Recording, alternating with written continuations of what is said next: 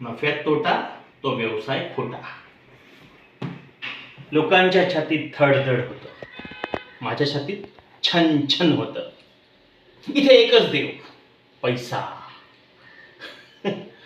इतकं द्रव्य कमवायचंय की कुबेरालाही माझ्याकडून कर्ज घ्यावं लागेल.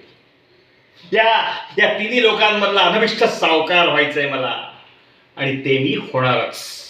अरे गुलामा, अक्करमाशा, बदमाश, जेव्हा कर्ज घ्यायची वेळ आली तेव्हा बरी माझी आठवण आली, आणि आता व्याज द्यायची वेळ आली तर बरा पळून चाललास.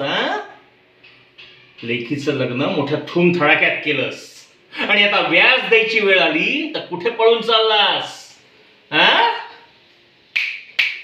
आधीच सांगितलं होतं, वेळेत कर्ज फेडलं नाहीस तर चक्रवाढ व्याज लागू होईल.